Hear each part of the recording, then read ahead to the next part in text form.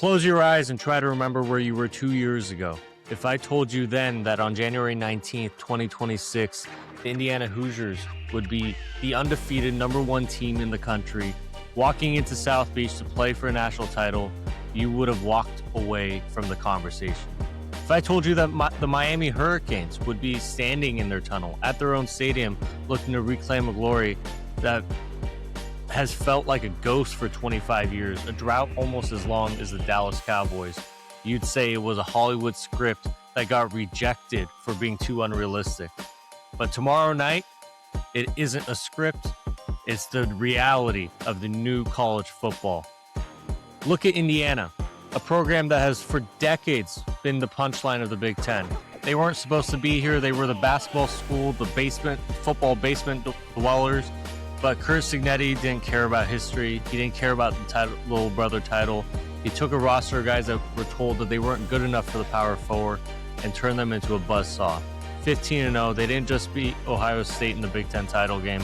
They dismantled Alabama. They humiliated Oregon. They aren't just a Cinderella story anymore, folks. They are officially a new Big Ten power. And then there's the U. That's a program that's defined an entire era of the sport. Ken Dorsey, Andre Johnson, Ed Reed. They've spent the last 2 decades trying to find its way back home. Now, they are home, quite literally. Mario Cristobal has been building for this exact moment.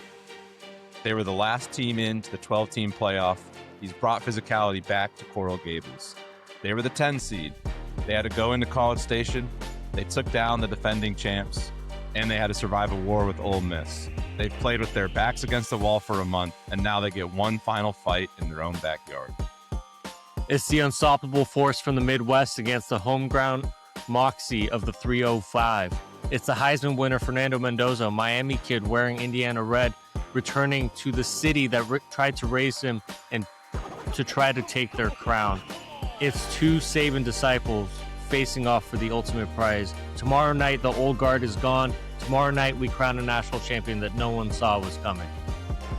Welcome to Flag for Discussion, the national championship special.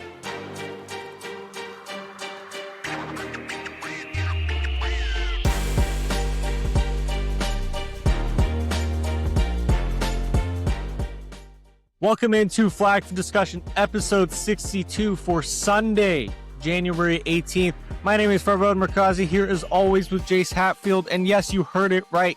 This is a Flag for Discussion national title game preview special. We have so much to talk about, so much to break down. Miami, Indiana, the Hoosiers versus the Hurricanes. If you had this matchup, Jace, on your bingo card at the beginning of the year, I would give you all the credit in the world, but I fully doubt that anyone had these 2 teams squaring off. Yeah, Indiana, like you said in the intro, 2 years ago, would have never thought, even coming into this season, a lot of people, rightfully so, had questions. Is the Indiana era, is this a fluke? Last year, it seemed like it might have been. This year, people still doubted them up until the end. And then Miami was a team that a lot of people kind of make fun of Mario Cristobal. He gets clowned a lot in social media. A lot of people don't quite take him seriously. This is the Miami team that once they got Carson back, people really kind of laughed at him and said they had no shot. After their 2 losses, middle of the season, people were written them off. I don't think people even talked about them anymore in the national title conversation. We almost did that. And yeah, we almost did that too. And here they are, last team in the playoff, the 10 seed, proving the committee right, at least for making that good decision. And then you have Indiana. I think people doubted them against Alabama. People doubted them against Oregon. And we'll see tonight. The money from what I've seen on the preview of who's betting on who, the people don't doubt Indiana tonight, but they do doubt Miami. Or not tonight, sorry, yes. Monday night. But they do doubt Miami. They're not doubting Indiana. We'll see if the public is correct on their Indiana minus 8.5 or not. We'll see. So let me ask you this before we get into. So today we're planning on obviously breaking down the game. We'll give you our sides. We're going to give you the tail of the tape. We're going to talk about how we even got here, the story and historical context of both of these programs, and some headlines for Tuesday morning. But I do have to ask you about this. So I've seen online throughout the playoff that there were certain bowl games, certain playoff games that were like cost $60 to get in. It costs like $15 to get in.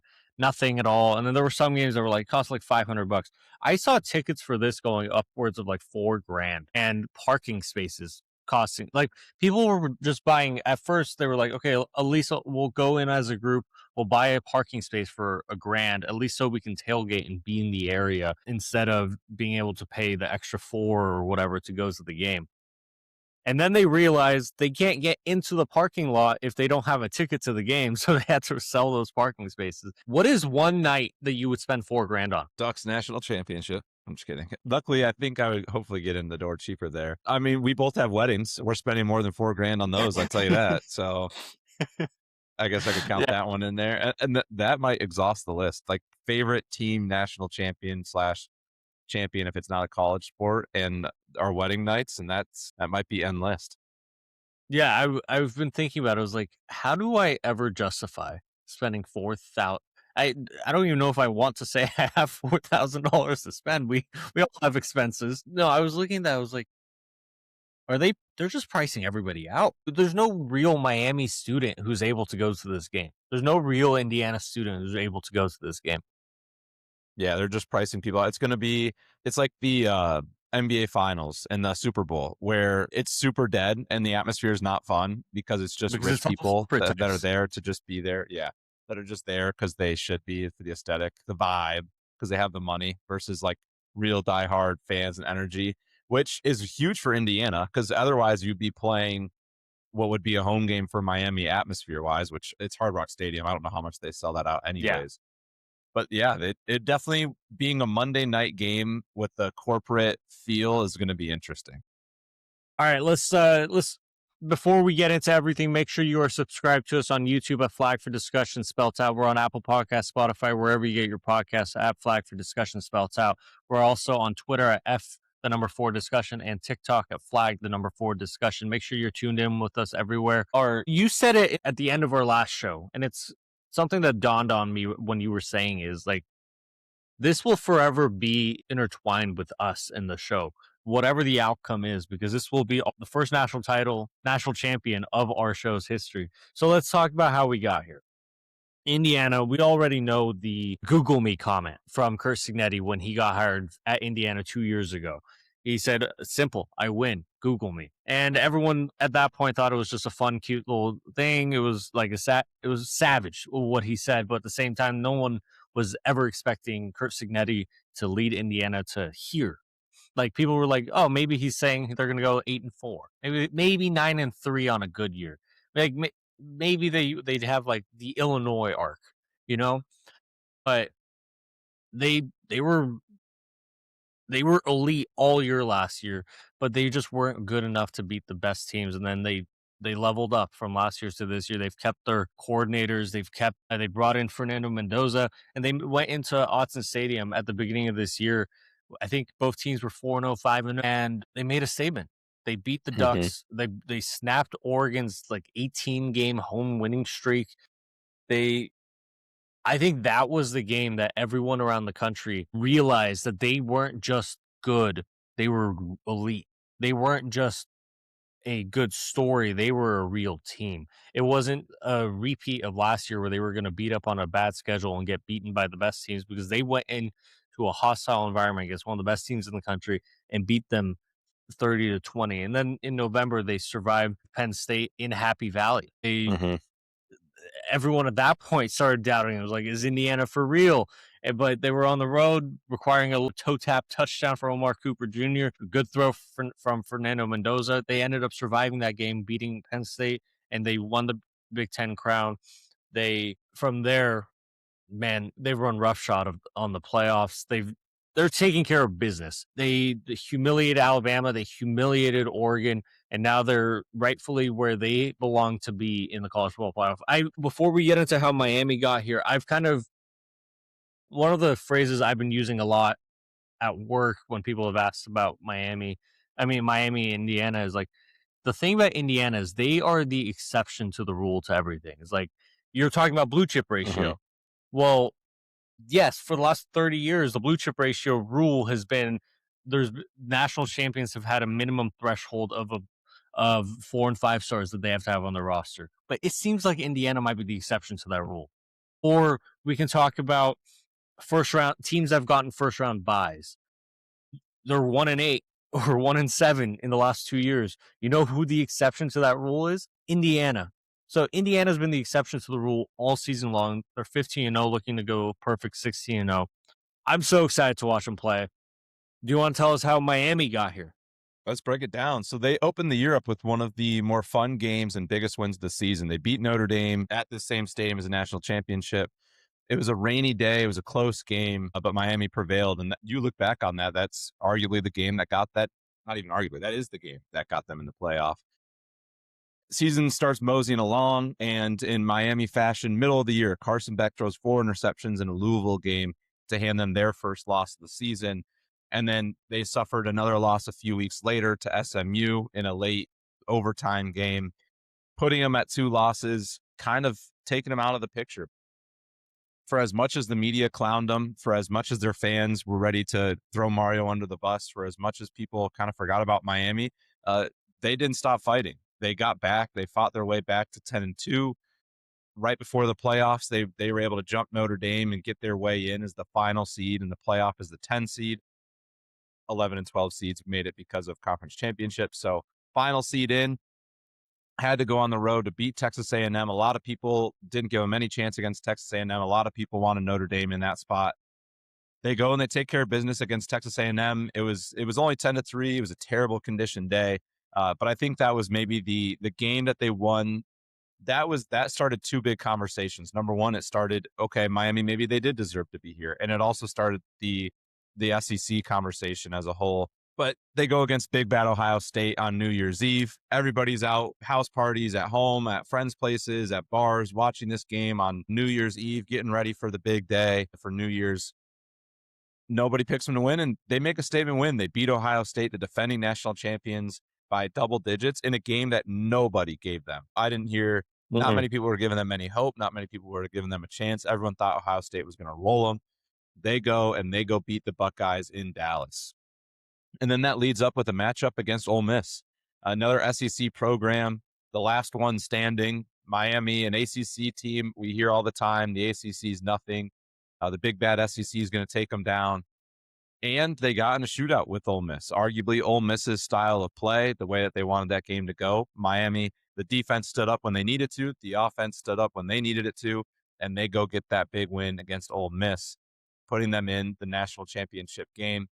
They've played 3 straight elimination games. I would have to look at the data, but I think they were favored against Ole Miss, but not in the other 2. Now they get to play for the national championship at Hard Rock Stadium, their home stadium, for the big game. They played a lot of good opponents. They're playing the best opponent they've seen all season at home. We'll see what they can do, but very exciting for Miami, and I think a lot of people don't credit them enough for the adversity of losing 2 games and having everybody and their mother count you out.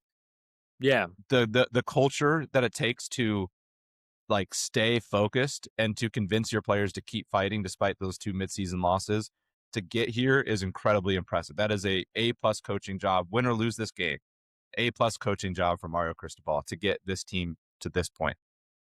Yeah. So you mentioned they've had 3 straight elimination games. I would argue every game since the SMU game has been an elimination game for Miami. That's a great point. And just thought about that because they've been playing with their backs against the wall for the better part of 2 months. They've had playoff games in November and not even December. Like they were trying to get in as best as they could. And like you said, extremely great coaching job. It's almost like, you know how I mentioned the exceptions to the rule argument for Indiana? It's almost like this game is proving a lot of people who, not the top of the top Hollywood writers, because the top of top Hollywood writers probably would have had like the fun stories, like Ohio State, Penn State or something, not Miami, Indiana, but like the funky Hollywood writers got this script and they found the quarterback from Miami who plays for Indiana, found that kid goes on to win the Heisman. Miami ends up being the controversial team heading into the playoff because everyone assumed they were out of the playoff. Notre Dame was in, and then all of a sudden the committee flip flops them, and then we had 3 shows just about that decision alone. And look at them. No one expected them to be in the playoff. Now they're in the national title game. It feels like this is just like it's a game that gives credence to the people who say sports are scripted.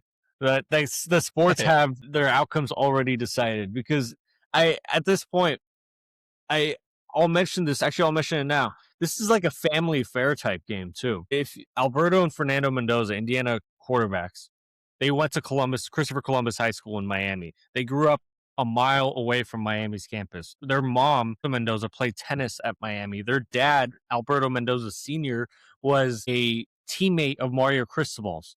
And then if you look at Miami, obviously they'll have more guys. They have Mario Cristobal, Alex Mirabal, the offensive line coach, and a couple different, like seven total people on that Miami roster, coaches and players combined, went to Christopher Columbus High School. So that high school is going to have a national champion one way or another tomorrow.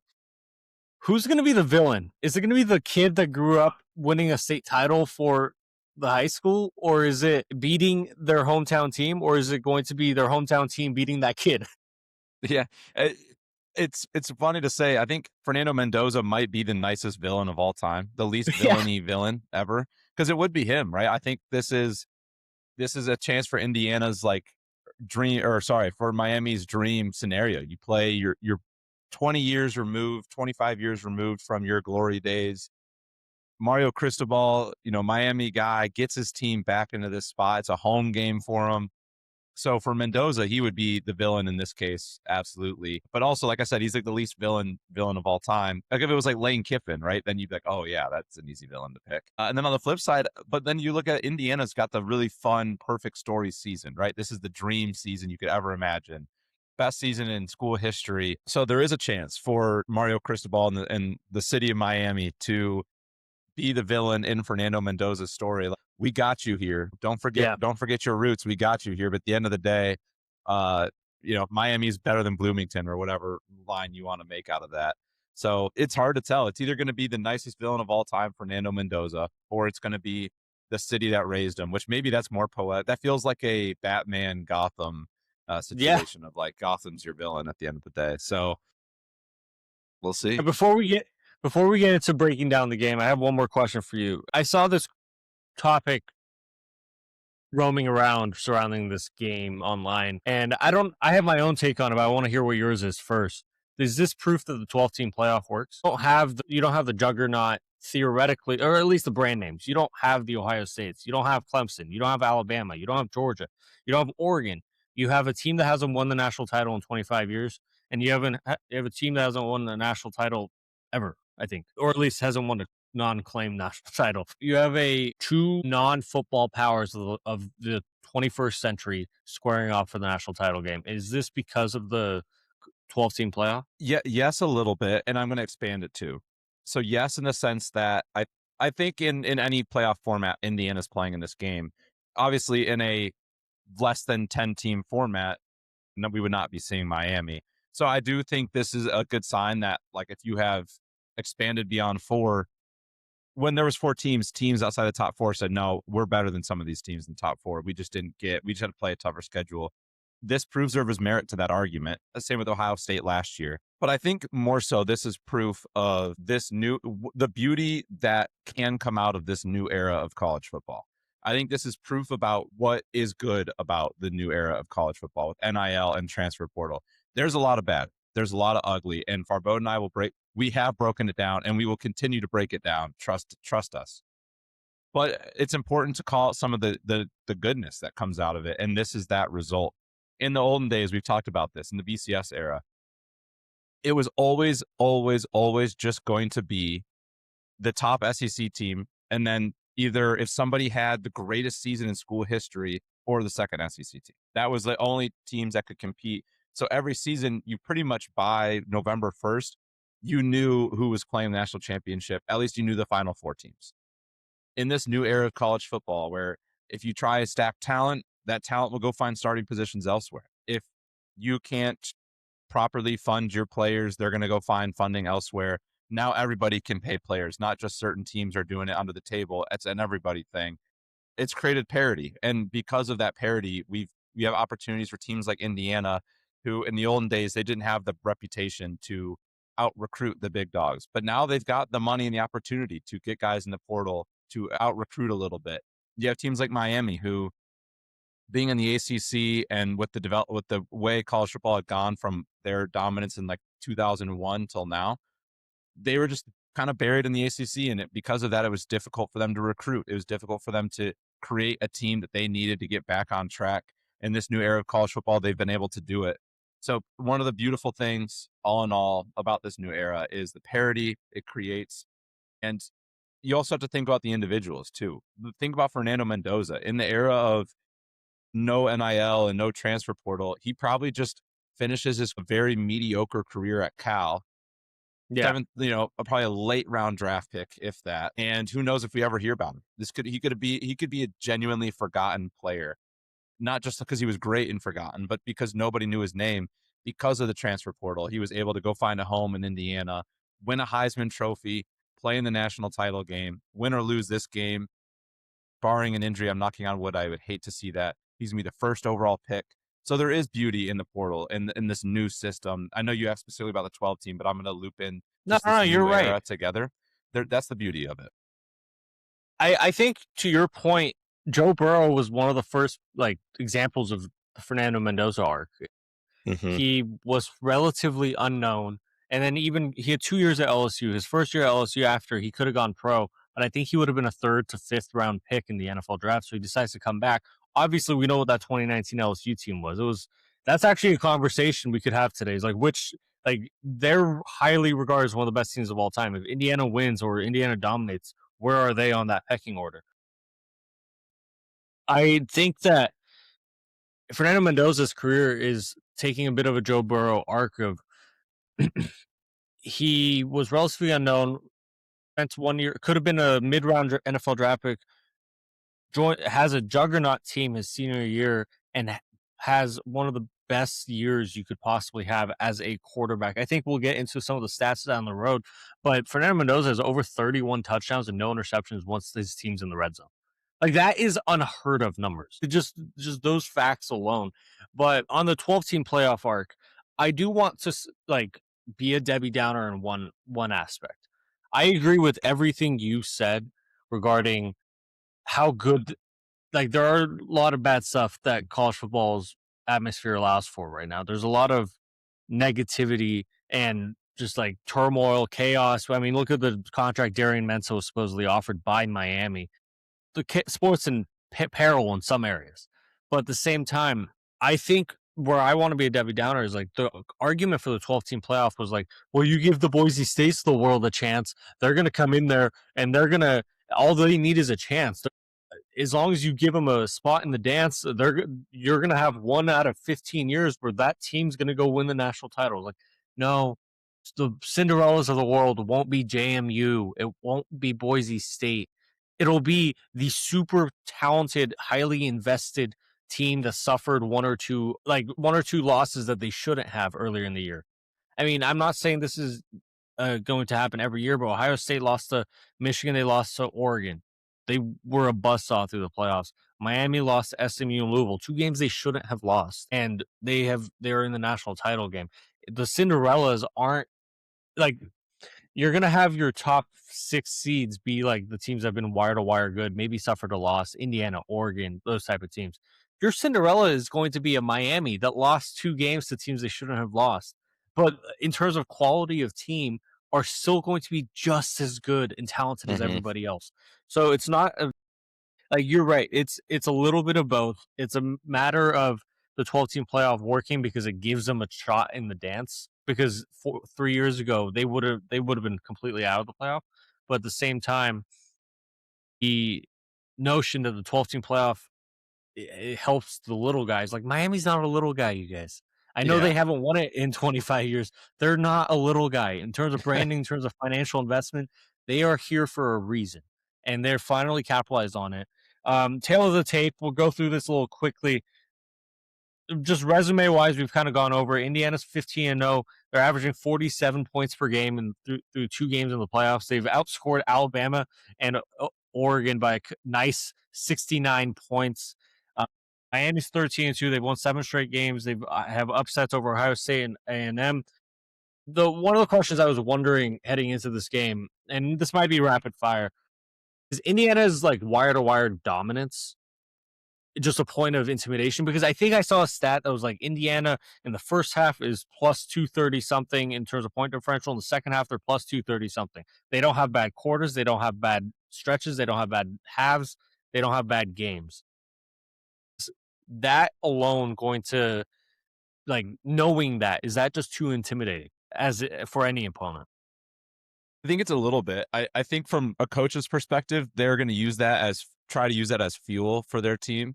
But if you're a player and watching film, where do you find your edges? And I think that's as you watch film and as you start to prepare for an Indiana team, and you realize, oh, man, there are no gaps, there are no mistakes, there are no things to easily attack. They are so well sound. I do think there's a little bit of an intimidation factor of, man, this team doesn't make mistakes. They're thorough in everything that they do. Where do we find our edges? Then part of me also can see how a coach would spin that and say, then execute. Don't worry about what they're going to do, because if you know what they're going to do and you know they're going to execute, there's no reason to worry about what they aren't going to do or what it's going to look like. You know it's going to look good. You might as well come out and worry about yourself. So I can see how, as a player, initially intimidating, yes, coaches will probably find a way to spin that as they always do. All right.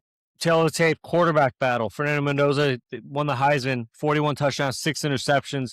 He has more touchdowns in this playoffs, 8 touchdowns, than he has incompletions, 5 incompletions. When that stat came up during the Oregon game, I think there was just an audible gasp in the living room where we were watching the game with everybody who was in there. They're like, is that real? Is that a true stat? And then Carson Beck, he's the butt of a lot of jokes. He was in the same recruiting class as CJ Stroud. He has some blow up games. He's won a lot of games in his college career, 32-5 career wise. Miami doesn't ask him to carry it, which would carry his team. Do you think he has that in him if he needs to go down the field on final drive to take the lead on Indiana in the fourth quarter? Think he has the ability to. I don't know if I'm confident that he would do it against Indiana's defense, but he certainly has the ability. The one fear that I have with Carson Beck, and you've kind of tuned me into this one. Remember going into the playoff, this is like end of the regular season. You mentioned Baron Morton looks like he throws the football slower and plays at a pace a notch below everybody else that's at the top level. And you're kind of like, yeah, you know what? Like now that I'm watching it, I do. And in that Oregon game, that's how it felt. Every pass he threw felt like it was floating in the air for an extra second. And a good secondary like Oregon's, that extra second the ball's in the air is the difference between a completion, like with what you see with Mendoza and Oregon's defense, and a pick, a swat, a batted ball, everything, which is what you saw in the Texas Tech game. Carson Beck has that slow throw to him. He has that, the ball kind of seems to be in the air for an extra second or so. I think that first of all, he can't be throwing like that against Indiana's defense. They will pick those off. They will swat those. And the other thing is the deep ball. Carson Beck has really struggled throwing downfield this season. And yes. And I think a big part of it with him throwing downfield is he's trying not to make mistakes. He doesn't want to throw a pick. So because of that, he'll put a little extra oomph on it. And because of that, it's just 7 yards over everybody's head. And it's an uncompetitive throw. He's done that a lot, especially in these playoffs. I don't know if he's hit a deep shot in this playoff quite yet. This is an Indiana defense where if you don't stretch them vertically, they will swallow you alive. And it's gonna be up to Carson Beck to not only be willing to stand in the pocket and make a throw downfield, but he's gonna have to get rid of the fear of throwing interceptions. The game that they lost to Louisville, he had no touchdowns, 4 picks. I think that game kind of messed with his head a little bit of, I don't need to be aggressive. And that's fine. You don't need to be aggressive to beat a lot of the teams that they have. But if you're going to beat Indiana, you need to be aggressive downfield. You need to be not afraid to throw interceptions. With that said, you also can't spot them points. And with all of that said, I trust Fernando Mendoza much more than I trust Carson Beck. If I needed that last second drive, if I needed a big throw, I just trust Mendoza more. He's proven it time and time again. He's the Heisman winner for a reason. Carson Beck actually has thrown for more yards than Fernando Mendoza on the season, but Fernando Mendoza has a lot more touchdowns and a lot fewer turnovers, which has been a key factor to their success this year. Mendoza hasn't needed it. Yeah, just that one Penn State game. Yeah, Mendoza has lost the passing yard battle to Dante Moore against Oregon last week. It was a 56-22 win. Like, he hasn't needed to go out and throw all over them. Trenches wise, Miami, we've talked about their offensive line, elite of the elite. They have multiple first round picks on the offensive and defensive line. They lead the country in sacks with 47. From Bain Jr., like I said, elite player. Indiana's offense, they have maybe a hole, but they don't really show it on the offensive line on the right side, especially. Is Miami's defensive line good enough to rattle Indiana? This is a great question, and this is the right question to ask if you're analyzing this game. Yes, Fernando Mendoza, for as awesome as he's been, we have not seen him play a game in which he like being rattled was an option. In terms of defensive lines that they've played, they've actually gotten away with not playing many defenses that are known for getting after the quarterback. Oregon would have been the closest that they've played, but you and I both know even Oregon's defense, they don't blitz a whole lot, and their 4-man rush is good, not great, especially for an offense like Indiana's that gets the ball out fast. It's just not particularly they just haven't played a defense that's going to challenge them in this way. This is going to be the first time. So there is a world where if Miami gets to Mendoza quickly, we haven't seen what he looks like under duress. Now, Yes. based on his personality and how good he is, I imagine he's going to be pretty damn solid regardless. But we haven't seen it. And if you're Miami and you're looking for any edge in this game, anything to turn it on its head, anything to get Indiana out of rhythm, this is the immediate spot you start with. It's your biggest strength, which is one of the biggest strengths in the country, against a team who hasn't really seen this yet. And if I'm Miami, I'm doing everything I can to get pressure quick. You want the ball out quickly, number one, and two, what happens if Mendoza's rattled? Like I said, we haven't seen that. So absolutely, this is Miami's best chance at winning this football game, is creating havoc here. It's their D line getting to Mendoza. And I read somewhere, I think it was 24/7 Sports, that last year, Miami and Cal played. I'll give you this. Completely different quality of team, Cal versus Indiana. Completely different coaching staff.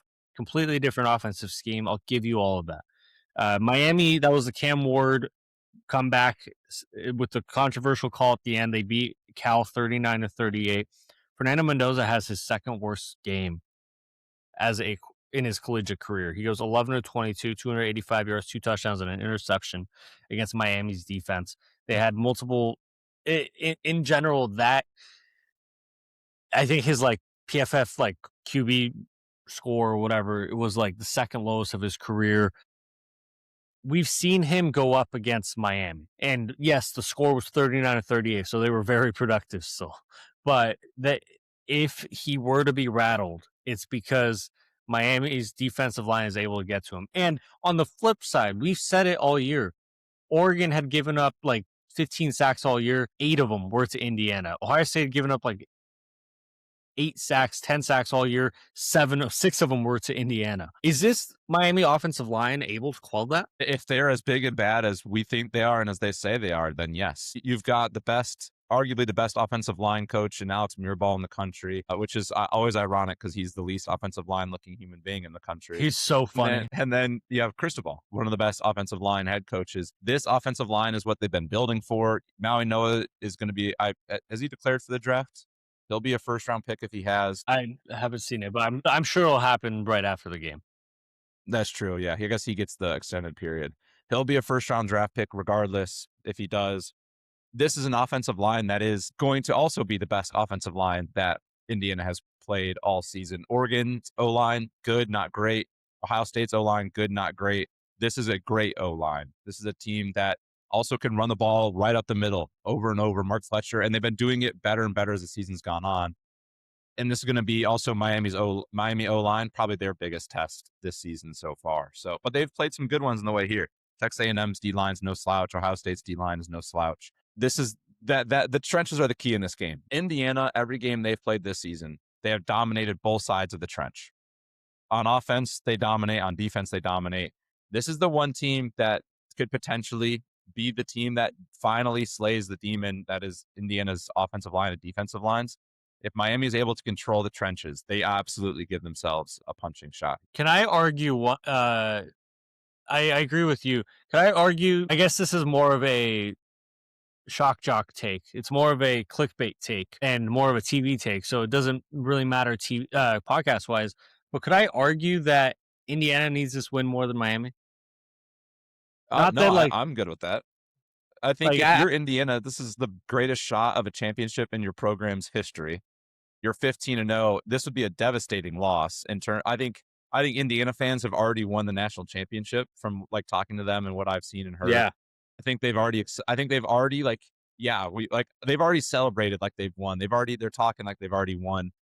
And to have your program be this close and have it be taken away.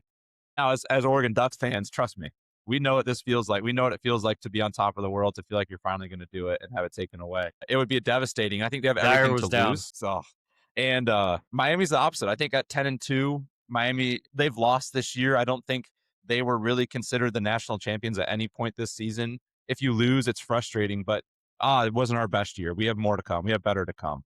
Whereas if you're Indiana, you're gonna I've like 98% of your starters are gone after this season.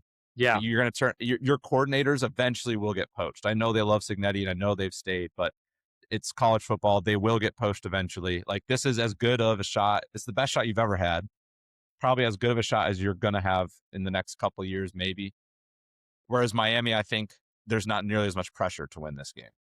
Yeah, exactly. I think obviously it's a national title game. There's pressure for both sides. So it's not like I guess my point of like Indiana needs is what you said. It's like this is still the same. Like the core of this team is from the JMU days with Kurt Cignetti. They've all been together for 3 to 4 years. Like you said, 98% of their starters are gone after this year. Now, do they have a really good transfer portal class? Do they have a good recruiting class? Absolutely. They are replacing those guys with great players. But we've seen the proof of product of constantly stacking classes at Miami and getting to this point by year 4 for Mario Cristobal. It's proof of product that they can keep, like, even if they have a down year next year, they could stack it back up and get back here again next year. But Indiana, for what it's worth, look, I hate doubting Chris Cignetti because he's proven me wrong every time other than when I picked him last week against Oregon. I hate doubting that, but we haven't seen how the next iteration of Indiana's team looks like. So that's why I said, like, do they just need the game more? All right. Let's do our the thing I always ask you about, Chase. Who has the advantage? Coaching staff, Miami or Indiana? Not just head coach, but staff. Indiana. Okay. I'll agree with that. Quarterback. Indiana. Running back. Ooh. Running back room. Can I say even? Can I go wash? I think they're both pretty we'll come back to it. Receiver room. Indiana. Offensive line. I'm going to go Miami. Defensive line. I'll go with Miami again. Linebacker play. Indiana's been pretty elite there. Yeah. And then secondary. Indiana as well. They've been elite there too. All right. So you have 1, 2, 3, 4, 5 to 2 to 1 Miami, Indiana advantage in terms of like position groups, coaching staff, all that stuff.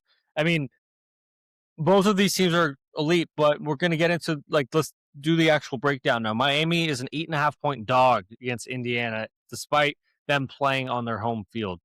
Do you think that has any bearing on this game, by the way? Or do you think like Vegas is basically saying it's technically their home field, but they don't have home field advantage at Hard Rock?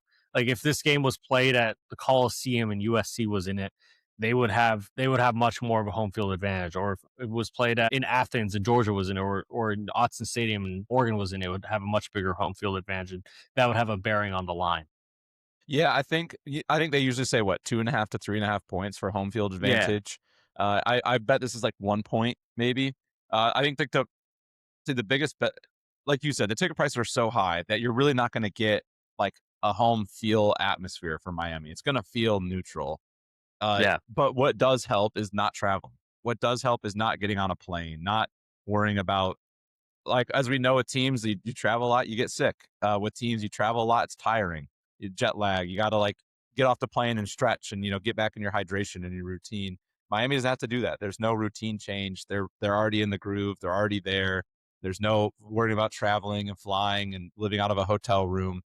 Everything for them, I guess they'll still be in a hotel, but it's going to be one across the street, not traveling away Yeah. from it. I think that level, that's what gives them the edge, if anything. So I guess like Vegas would maybe give them a point or two for that.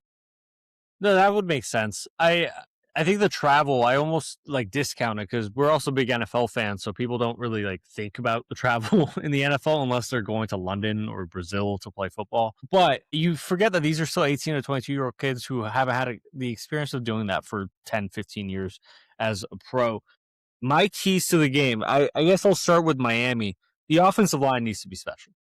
You need to control as much as you can. That means that means let Mark Fletcher run, even if it's like getting 3 yards a clip. It doesn't matter. You cannot let Indiana control the game. Indiana has had a devastatingly high point differential in the first half. They have a devastatingly high point differential in the second half. You cannot come back against them if you fall behind early. For better for worse, you would rather go into halftime 7-7 or 10-10 or 3-7 than 14-3. Like, well, you can't give them a 1 or 2 score lead. That needs to be covered there. Miami needs to create havoc plays. Miami, to me, and has one of the best point differentials in the country. You need that defensive line to start getting home, and even if they're not bringing down Fernando Mendoza, just like they didn't bring down Trinidad Chambliss a lot, but you know what they did? They dropped them. But Trinidad threw 4 would have been interceptions if Miami just Yeah. caught the ball. They need to force Fernando into a non-Fernando type game. They need to make the Raiders reconsider taking him first overall. If you're picking up one, like they need to give the Raiders a reason to not like him. So like at least shop the pick around to see how many picks they can get for him. And part of that is the secondary needs to be special and make the 70-30 balls that Elijah Surratt comes down with more like true 50-50 balls. And part of that to me is you need the defensive line to get home so your secondary can eat, so your linebackers can eat. Akeem Messidor, absolute unit of a man. Ruben Bain, going to be a top 10 pick. I think he should be a top 3 pick. Those guys need to get home on Fernando Mendoza. Show him like, all right, you've played good defensive lines. We are the defensive line. Yeah. And then more than anything, I think Miami just needs to. Now, don't get me wrong. This might sound like copium because Oregon lost 56, but I fully believe for most of that first half, Oregon and Indiana, when they were actually playing each other and not Indiana getting the ball back on their own 10 because Dante Moore hit the running back on his backswing, or Dante Moore threw a pick six. Like when they were actually playing each other, it was a 10-7 game, and then the Oregon spotted them 28. Miami has to limit their own turnovers, but they also need to control it. So that means win on first down on both sides of the ball. Indiana's the best, like historically, one of the best third down offenses in college football history. You cannot let them have 3rd and 3s. They're still going to convert 3rd and 8s. We saw that happen all playoffs and all season long.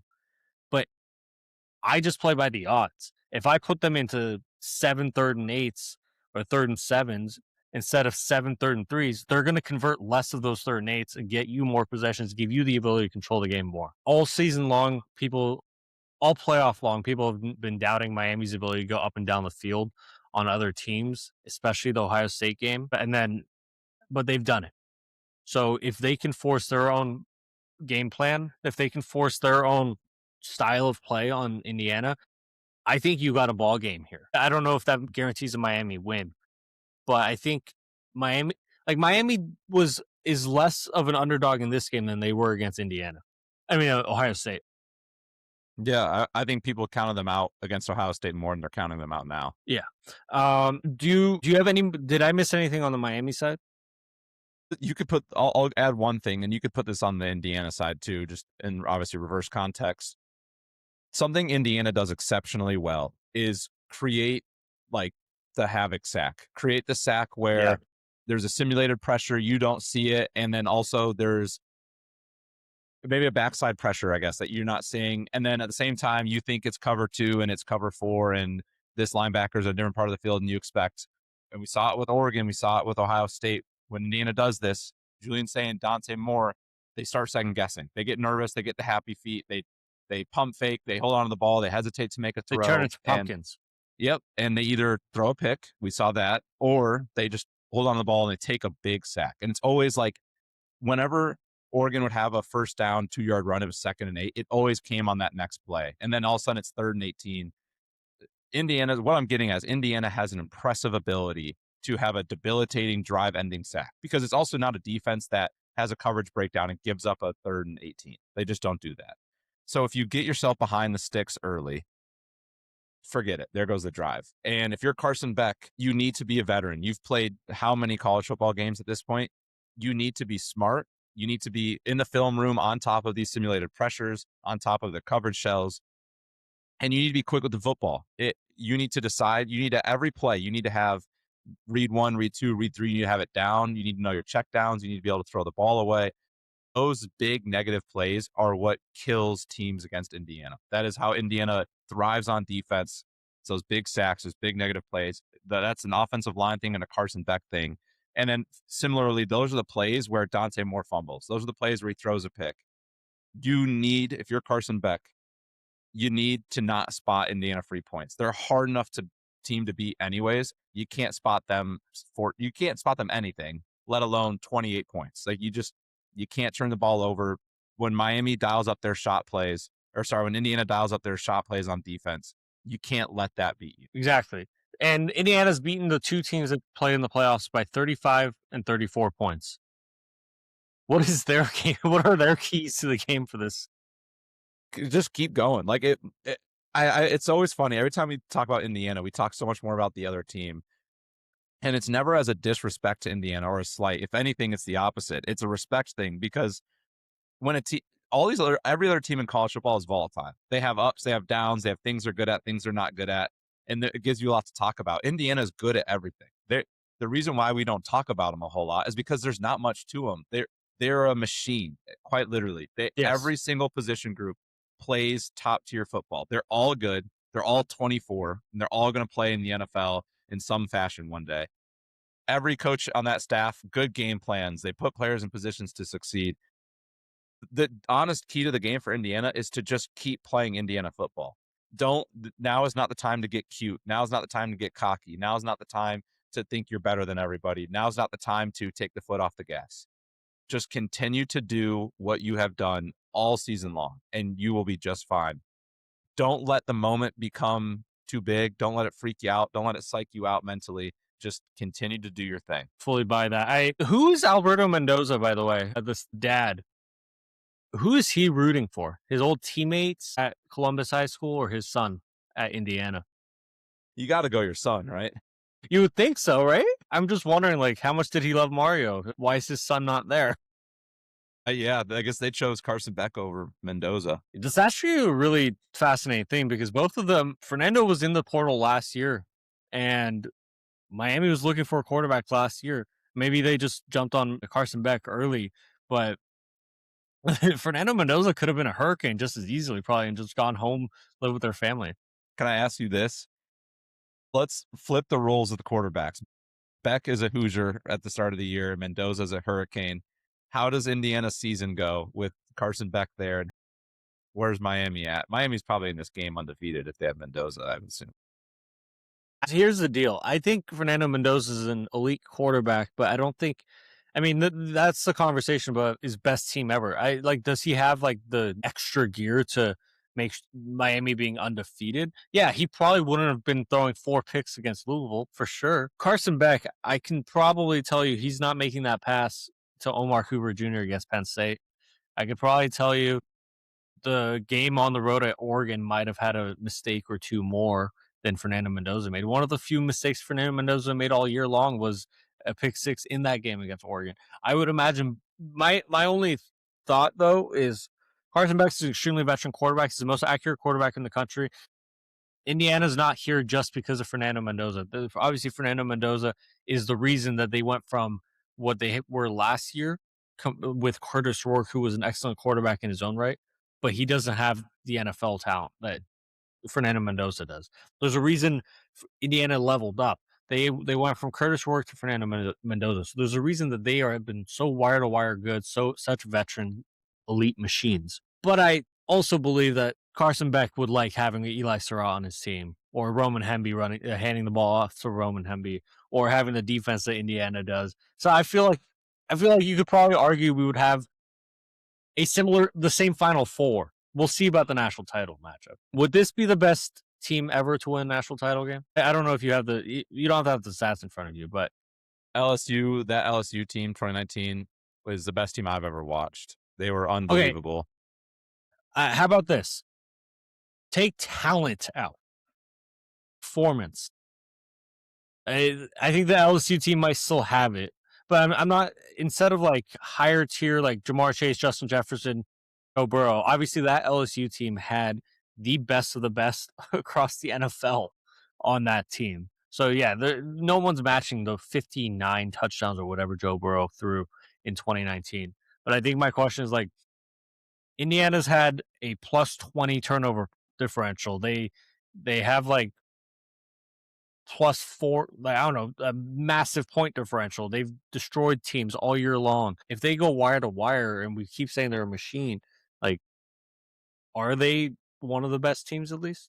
Yeah, I would put this team, like in my lifetime, I would say this team's top 2 that I've watched in terms of just dominance. I was just looking at point differential. They do have the point differential edge. Granted, in today's era, they played more football games than the LSU team, but yeah, LSU's, I guess if you factor in talent, the best team I've ever seen. This team is probably second, and it's almost more impressive in the sense that with LSU, they had the talent. So it was like, okay, yeah, it wasn't even like an age thing. It was young players. They were just that good. Whereas with Indiana, there's more at play. I think in sheer dominance, yes, but in terms of like flashy and excitement, I don't know if it was quite as exciting in that way, just because it is like the player names aren't as big. So as a fan, it's just not as sexy maybe when it's like, oh yeah, it's just some 24-year-old I'll probably never hear about again versus, oh, this is going to be a top 10 pick in the draft. LSU's case, but they're up there. They're going to be, if they win this game, they'll be 16-0. Not many people can say that. And they, other than that Penn State game, they haven't really looked shaky or like they had a close game against Oregon on the road, but it's not like that's a knock. Like that's a really good team on the road that you still won. That Penn State game would be the only blemish in terms of how dominant were they. They were dominant for like 14 and a half of the 16 games they played. And yeah, that Penn State game would be like the only one that was really like, Yeah. oh, okay, interesting. But other than that, yeah, Indiana they've been a wagon. Indiana would be the second team all time to go 16-0. You have any guesses on who the first team was? Was it the Michigan team? No, they went 15-0. That's the tattoo Harbaugh got. That's right. Did he get an asterisk with it too? Man, give me like a time frame. Well, I think you guess the time, and I'll tell you earlier or later. 75. Earlier. Oh no, 1945. Earlier. Oh no, is it like Yale? Yeah, 1894 Yale.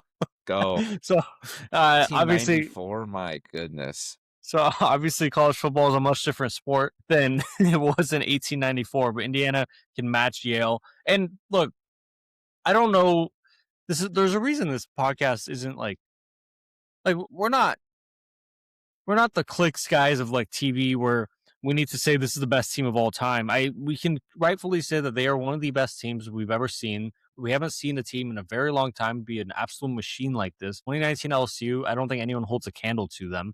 But like if you want to talk about it, 2001 Miami, 2005 Texas with Vince Young. Now, I don't know how good 2020 Alabama would have been if they played a full schedule without the COVID restrictions, but that team was really damn good as well, and they belong. They belong in this discussion also.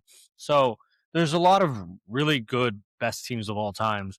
I still think LSU probably holds that mantle just because of the upper echelon talent that's on that team. But look, we could be looking back in 5 to 10 years, be like, man, that Indiana team had the most talent NFL wise of any of these teams. We could be looking back and saying that. Yeah, this Indiana team to me feels like that LSU team had superstars, and you look at like modern day NFL, and a handful of the superstars in the league were on that LSU team. This could be one of those teams where Indiana, of their 22 starters on offense and defense, like 20 of them have 8-year NFL careers. Maybe none of them are, MVP vote are receiving MVP votes, or maybe none of them are like the biggest names in their teams. But I could see a world where 20 of these guys are like everyday contributors, good starters on good NFL teams for the next 10 years. It feels like one of those teams to me. I can name probably like 12 teams that would love an Eli Surratt on their team. That makes 50-50 balls, 70-30 balls. 99-1. Yeah. No, honestly. Okay, let's wrap it up here, Jace. Couple of final predictions. Does Miami cover the 8.5? I'm going to say no. All right. I'm going to go with yes. I think they'll cover. We'll talk about who wins the trophy then if they're not covering. Obviously. Me. I think Indiana. I think Indiana just continues to do what they've done all season. I think it's, like I said, they've got some sort of dark magic going where everything they do is just perfection. It's everything schemed perfectly, planned perfectly, everyone executes perfectly. I think it's going to continue in this game. I'm going to go Indiana to continue their dominance. I like that. I think that's the easy pick, so I don't want to go with that pick. I like being wrong on Kurt Cignetti, apparently. Hey, I was right on Kurt Cignetti last week when we were talking about the Peach Bowl. They say it takes one's right, two's trending, and then three's a streak. So let's try to be trending here. I'm going to pick Miami to win the national title. I'm going to pick them, obviously, to cover. I think they have the tools in their tool belt to win this game. We also know that Mario Cristobal has the tools in his tool belt to make this an Oregon-style blowout for Indiana. So it just depends on who's winning the havoc rate early. Can they quell those issues early? All right, you're a newspaper writer, Jace. Tuesday morning, your editor comes to you saying, we need a headline. What's your headline? My headline that we're going to see is it's going to be Hoosiers. No, we're not talking about basketball. Hoosiers football are national champions. I love that. Hoosier daddy, baby. My headline is going to be a Category 5 upset. Mario's Miami wrecks the Hoosiers' perfect season. That's a great headline. I'm pretty excited about this game. Are you more or less excited that this game is not what anyone predicted or expected going into this year? I kind of like it. I think it'll give hope. It gives hope for parity in the grand scheme of the league, the NCAA. It gives hope to fans. I think start the year off might not think that they're national championship, or if you're one of those people that's like, we're being doubted. This season and this championship game is a great representation of that. So I think it's doing a lot of benefits. I also think this is two pretty likable teams. Yeah. The last couple of national championship games, I think the last two in particular, I think there was a lot of people who were just kind of like, I don't really want to see these teams win. This year feels like everybody's kind of happy for Indiana. If they win it, everybody's like, that's a really cool story. I'm glad I was a part of it.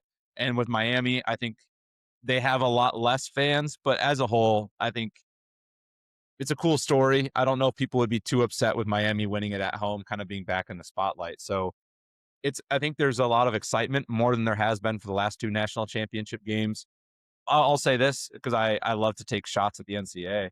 Fix your damn schedule. This game is being played Monday, January 19th. Hey, NFL playoff. Divisional round is this weekend. Guess what people are really gearing up for? Saturday NFL playoffs, Sunday NFL playoffs. Why are you playing this on a Monday night, 4:30 Pacific time? Come on, man. There's people working. Fix your damn schedule. I want to take a chance to take a shot because it is ridiculous. No, it's absolutely right. Dan Lanning was saying this at the beginning of the playoff. Is like, we do so much for NFL. We're the essential feeder league into the NFL. It's time we get them into the room of trying to be like, you guys, we give you so much. You guys got to have something for us, and at least let us play our championship game on a Saturday, like our sport has been played all season long. So I don't know if that'll ever happen, but that'll probably rely on some money going the NFL's way, which, that's how the NFL operates. They're broke, so they could use it. Yeah. All right, Jace, you got Indiana, I got Miami. Any final words regarding the national title game? I hope you guys, if you hopefully have Monday off, don't forget about our national championship on Monday night, as weird as that is. enjoy a great long weekend for those who get the 3-day weekend. I know I'm going to be enjoying it. We got NFL playoffs. We got our national championship game. It's going to be a lot of fun. We'll see you on Monday night. Actually, Tuesday morning. We're going to be on here on Monday night right after the game doing an instant reaction show for the national title game. We'll be on Tuesday. We'll be on the next Monday, and then we're going to be doing one show per week. Jace, if this game's a blowout at halftime, which I certainly hope not, I feel like we can just hop on at that point. Yeah, if it's like 28-0 at half, we'll just hop on, get it done, and go to bed. Yeah. All right. Enjoy the national title game. This is the first season of Flag for Discussion on here, but this is also just a beautiful matchup that doesn't have our main normal quote unquote competitors in this game. So something fun for everybody to tune into, some fun storylines, some fun matchups. Obviously, everyone's picking Indiana. I got you, Mario. I got you. I'm backing you up. Make sure you're following us on YouTube at Flag for Discussion spelled out, on Apple Podcasts, Spotify, wherever you get your podcasts at Flag for Discussion spelled out. We're on Twitter at F4 Discussion and TikTok at Flag 4 Discussion. Also, Jace's address is blank. Jace's social. All right. On that note, thank you so much for tuning in. Enjoy the national title game. For myself, Farban Merkazi, my lovely partner, Jace Hatfield, this has been Flag for Discussion.